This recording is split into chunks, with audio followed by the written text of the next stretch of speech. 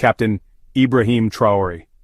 It's a name that echoes throughout the bustling markets where vendors call out their wares and children weave through the crowds, their laughter mingling with the hum of commerce.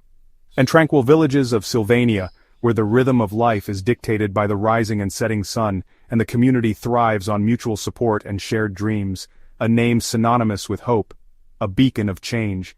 In every corner of Sylvania, from the sunlit squares where people gather to celebrate, to the quiet corners where dreams are whispered, his name inspires. But before he was the leader who dared to dream of a brighter future, he was a soldier. A soldier who walked the same paths as his comrades, trained under the same sun and faced the same challenges. He was one of them, and they were his brothers and sisters in arms, a man who understood the struggles of his people. He listened to their stories, shared in their hardships, and celebrated their victories. Traore didn't grow up in the gilded cages of privilege.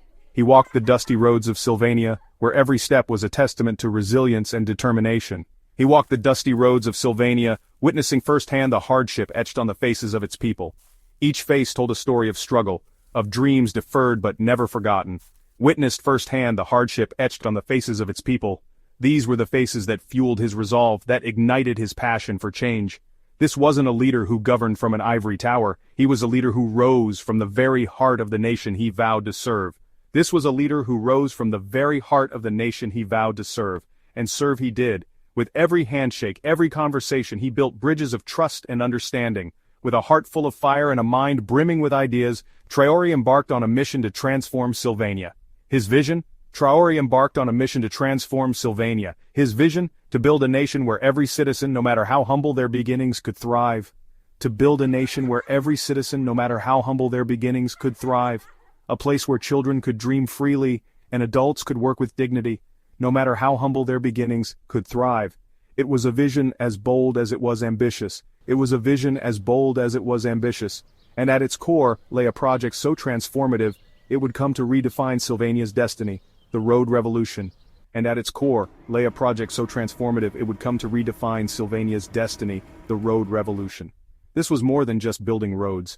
It was about connecting people, ideas, and opportunities. It would come to redefine Sylvania's destiny, the road revolution. Roads that would bring hope, prosperity, and a brighter future for all.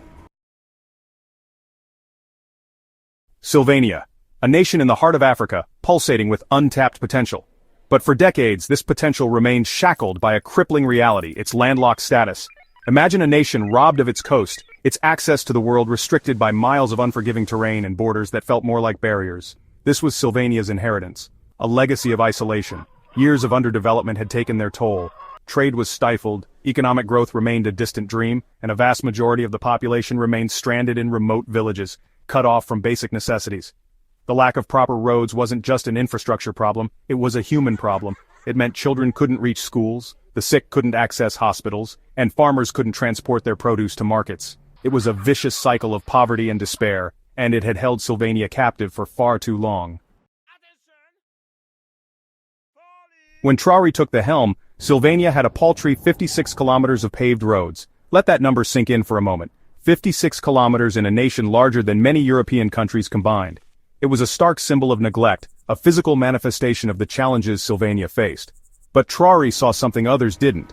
He saw opportunity in adversity. He recognized that roads weren't just about connecting points on a map.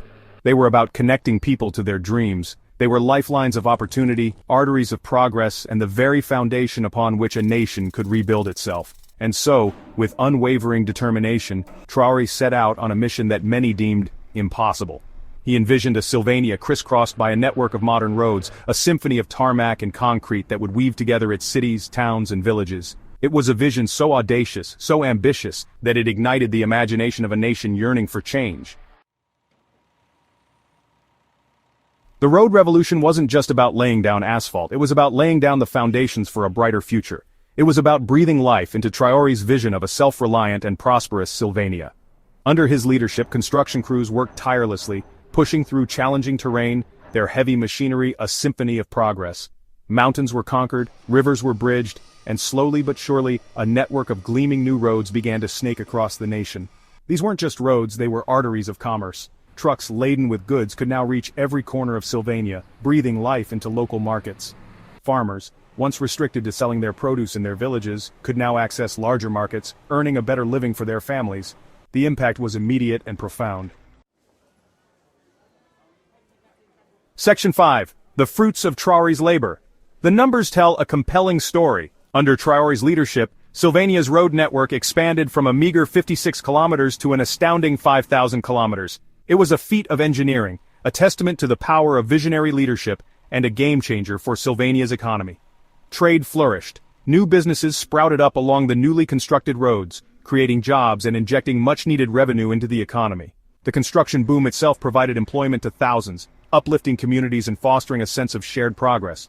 But the true impact of the road revolution transcended mere economic indicators. It was a human triumph, a story of lives transformed and dreams given wings.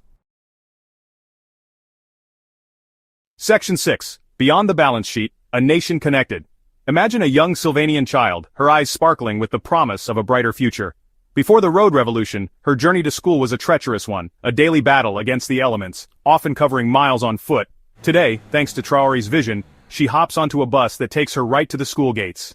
This is the true legacy of the road revolution. It's about bridging the gap between ambition and opportunity. It's about connecting families, communities, and dreams. It's about ensuring that every Sylvanian, no matter where they live, has a chance to succeed. The roads have opened up access to healthcare, education, and a world of possibilities that were once unimaginable for many.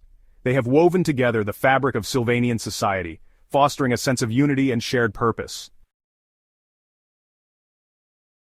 Section 7. Standing tall. Traore's vision for a self-reliant Sylvania. But Traore's vision for Sylvania extended far beyond just roads. He believed in a Sylvania that stood tall on the world stage, a nation that controlled its own destiny, a nation that harnessed its own resources for the benefit of its people. This belief fueled his decision to nationalize Sylvania's mining sector. For too long, foreign companies had profited from Sylvania's mineral wealth, leaving little but environmental scars and empty promises in their wake. Traore understood that true prosperity came from owning one's own resources. The nationalization, he argued, wasn't about shutting out the world, but about ensuring that Sylvania's mineral wealth benefited the Sylvanian people first and foremost. It was a bold move, one that sent shockwaves through international corridors of power. Section 8. Echoes of support. The people's captain. Traore's actions resonated deeply with the Sylvanian people who had grown weary of foreign exploitation and empty promises. For years they had watched as their resources were siphoned off, their voices ignored, and their dreams deferred. The arrival of Traore marked a turning point, a moment when the collective frustration found a focal point. They saw in their leader a reflection of their own aspirations, a man who understood their struggles and shared their vision for a brighter future. Traore was not just a politician, he was one of them, a person who had lived through the same hardships and emerged with a burning desire to make things right, a man who dared to challenge the status quo and chart a new course for their nation. His speeches were not mere rhetoric, they were calls to action, filled with a passion that ignited the hearts of those who listened. He spoke of unity, of reclaiming their sovereignty, and of building a future where every Sylvanian could thrive. Rallies in support of Traore became a common sight. These gatherings were more than political events, they were celebrations of a newfound hope. People from all walks of life came together, united by a shared belief in Traore's vision. From the dusty streets of the capital to the heart of the countryside, the movement spread like wildfire. People traveled from remote villages and bustling cities alike, eager to be part of this historic moment. People poured out in droves, their voices united in a chorus of hope and defiance. The air was thick with anticipation and the promise of change. Each rally was a testament to the power of collective action and the unyielding spirit of the Sylvanian people. Their voices united in a chorus of hope and defiance. They sang songs of freedom and chanted slogans that echoed through the streets, a powerful reminder that they were no longer willing to be silenced. They held aloft banners emblazoned with Traore's image, their faces a testament to the trust they placed in their leader. These images became symbols of the movement, representing the collective dreams and aspirations of a nation on the rise. Their faces a testament to the trust they placed in their leader, the smiles, the cheers, the unwavering support, all of it painted a picture of a people ready to reclaim their destiny. Traore had become more than just a leader, he had become a symbol of national pride, a beacon of hope in a world often shrouded in cynicism. His interactions with the people were genuine, his commitment to their cause unwavering.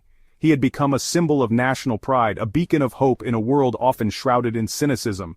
The national colors and symbols took on new meaning, representing a collective resurgence and a renewed sense of identity. A beacon of hope in a world often shrouded in cynicism. He represented the aspirations of a nation determined to break free from the shackles of the past and claim its rightful place on the world stage. His hopeful expression was mirrored in the eyes of those who looked up to him, a shared vision of a brighter tomorrow. He represented the aspirations of a nation determined to break free from the shackles of the past and claim its rightful place on the world stage. The celebrations were not just about Traore, they were about the collective journey of a people who had endured and overcome, and claim its rightful place on the world stage. With Traore at the helm, the Sylvanian people felt a renewed sense of purpose and direction, ready to face the challenges ahead and build a future filled with promise and possibility. Section 9. Traore's Legacy, a blueprint for the future. Captain Ibrahim Traore's story is far from over. His journey is a testament to resilience, vision, and the unyielding spirit of a leader who dared to dream beyond the confines of the present. It's a story still being written, a journey that continues to inspire hope and possibility. From the bustling streets of the capital to the serene landscapes of the countryside, the echoes of his vision resonate far and wide. The road revolution was just the beginning, the first bold stroke in a much larger canvas of transformation. It symbolized more than just infrastructure, it was a beacon of progress, a promise of connectivity and growth. His legacy will be etched not just in concrete and asphalt, but in the hearts and minds of the Sylvanian people. Every road built, every bridge constructed, stands as a testament to his unwavering commitment to his nation's future. He will be remembered as the leader who dared to dream big, who refused to accept the limitations imposed upon his nation, and who, against all odds, set Sylvania on a path towards a brighter future. His speeches, filled with passion and conviction, ignited a sense of purpose and unity among the people. And as Sylvania continues its journey towards progress and prosperity, the world watches with bated breath, taking notes from this small African nation that dared to believe in its own potential. In classrooms, young minds are being shaped by the ideals of innovation and perseverance. In fields, farmers work with renewed vigor, knowing they are part of a larger narrative of growth. For in Sylvania's story, many see a blueprint for their own futures, a testament to the power of visionary leadership and the unwavering spirit of a people determined to forge their own destiny. The bonds formed, the communities strengthened, and the dreams realized all point to a future where the impossible becomes possible, and where every individual has a role in shaping the nation's destiny.